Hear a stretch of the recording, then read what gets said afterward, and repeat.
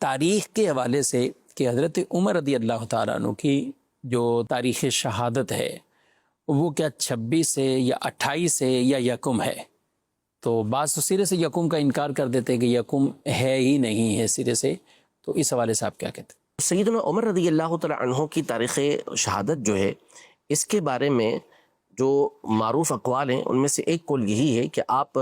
رضی اللہ تعالی عنہ کا جو وصال ہوا، آپ جو شہید ہوئے، وہ یکم محرم الحرام کو ہی ہوئے، اور اس پر کئی حوالے جات جو ہے وہ موجود ہے، جس پر مستقل میرا ایک کلپ بھی موجود ہے، اور میں نے باقاعدہ اس میں حوالے ذکر کیے ہیں کہ کس کس کتاب کے اندر آپ کی جو شہادت مبارکہ کا دن ہے وہ یکم محرم الحرام کو ذکر کیا گیا۔ اصل میں حملہ ہو گیا تھا پہلے، ابو لولو فیروز نے فجر کی نماز کے دوران آپ پر حملہ کیا تھا، جس کے بعد آپ تقریباً 3 دن تک زخمی حالت کے اندر رہے، اور یہ طے شدہ بات ہوتی ہے کہ جو انتقال ہوتا ہے، شہادت ہوتی ہے،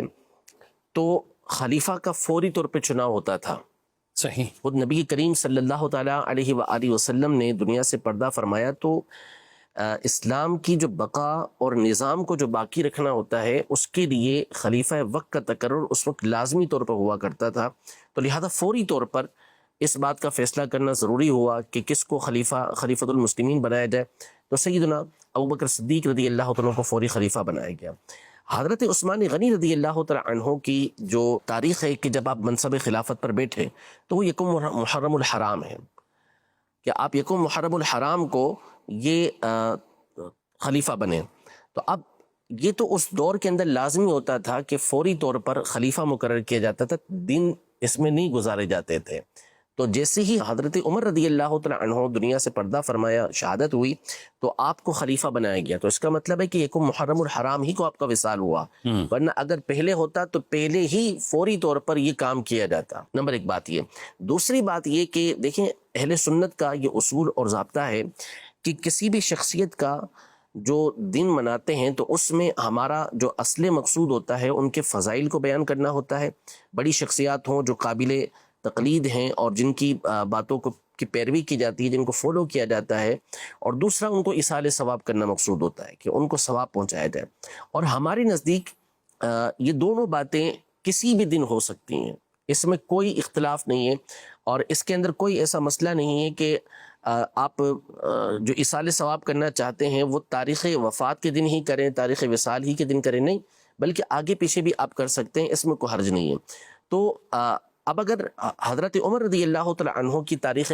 شہادت کو ہم مان بھی لیں کہ مثال کے طور پہ 1-2 دن پہلے بھی ہے، تو یکم محرم کو بھی ان کا دن منانے میں کوئی حرج نہیں ہے۔ اور تیسری بات اس حوالے سے یہ ہے کہ جو عمل ہوتا ہے وہ ہمیشہ جمہور کے قول پر ہوتا ہے، اکثر کے قول پر ہوتا ہے، اور مسلمانوں کے عمل کو دیکھا جاتا ہے کہ مسلمان اس پر عمل کس دن کر رہے ہیں۔ جیسے مثال کے طور پر نبی پاک صلی اللہ تعالیٰ علیہ وآلہ وسلم کی معراج کے حوالے سے تاریخوں کے بارے میں اختلاف ہے کہ فلاں تاریخ فلاں تاریخ، لیکن اہل ایمان کا جو عمل ہے وہ کیا ہے؟ 27 رجب المرجب ہے۔ اسی طرح نبی پاک صلی اللہ علیہ وسلم کی 12 تاریخ کو ولادت کے حوالے سے علماء نے جو دلائل ذکر کیے اور جو باتیں ذکر کی، اس میں خاص طور پر متقدمین نے اس بات کو ذکر کیا کہ اہل مکہ کا فلاں فلاں جگہ کا عمل یہ ہے کہ وہ 12 تاریخ کو نبی پاک صلی اللہ علیہ وسلم کا مولد مناتے ہیں،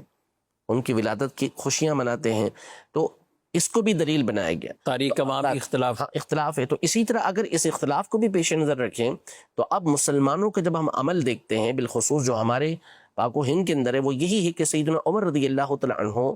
کا جو دن منایا جاتا ہے وہ یکم محرم الحرام کو منایا جاتا ہے۔ اچھا، پھر آگے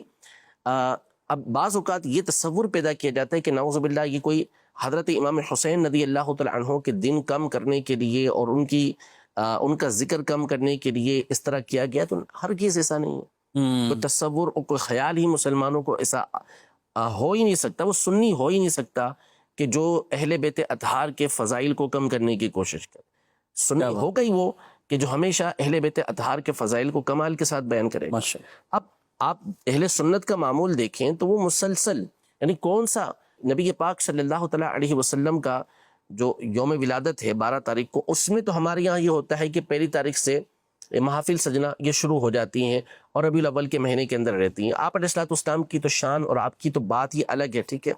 لیکن اس کے علاوہ آپ کو بہت ہی کم کوئی ایسی مثال ملے گی کہ پورا مہینہ یا ان کی تاریخ شہادت سے 8-10 دن پہلے یہ سلسلہ شروع کر دیا جاتا ہو. تو اہل سنت میں تو یہی رائج ہے کہ وہ امام حسین رضی اللہ تعالی عنہ کے ذکر مبارک کے لیے بہت پہلے سے اہتمام کرنا شروع کر دیتے ہیں. تو یہ کیسے تصور ہو سکتا ہے کہ سیدنا عمر رضی اللہ تعالی عنہ کے فضائل کو بیان کر کے ان کے